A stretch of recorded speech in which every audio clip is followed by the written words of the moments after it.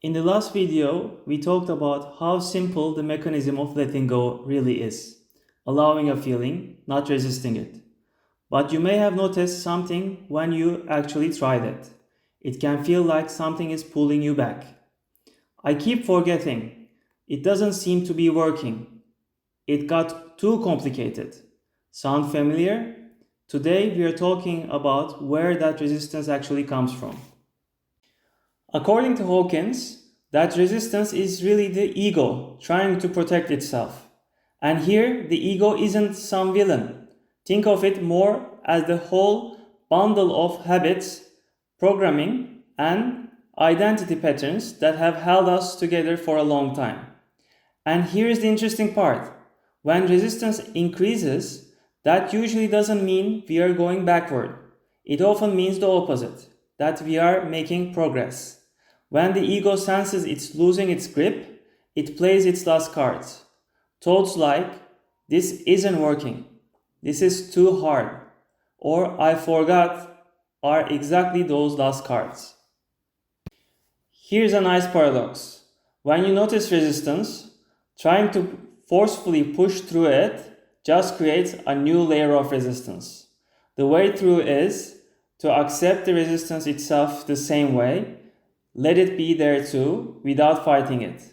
So the question isn't, how do I beat this resistance? It's, what's underneath it? What fear is it protecting? Usually there is a fear underneath, something like, if I let this go, I'll lose something. Hawkins uses a nice image here. Thoughts are like fish swimming in a bowl, constantly moving, grabbing your attention. But we aren't the fish. We are the water the fish are swimming in, the quiet awareness underneath the thoughts. That's why trying to think your way through a letting go practice doesn't work, because the thought itself is already a form of resistance. What's needed isn't thinking about it, it's just doing it.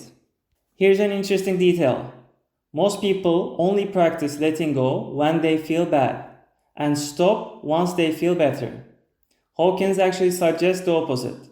The moments when you feel good are often the best moments to release something even older and deeper, because resistance is lowered right then. Sometimes the resistance to this whole process is rooted in beliefs we have never even questioned. I can only deserve something if I struggle for it. If something comes easily, it isn't worth much. You can notice and release these beliefs too. Doing so tends to make the whole process lighter and easier. So the next time you feel resistance, you can look at it not as a failure, but as a sign of progress. When the ego starts losing ground, it tends to get a little noisy. That's normal, expected even. In the next video, we'll talk about exactly what this process feels like in the body and where different feelings tend to show up. If you want to actually practice this, not just hear about it, I'm building something around these exact principles. Here's a link in the description if you are curious.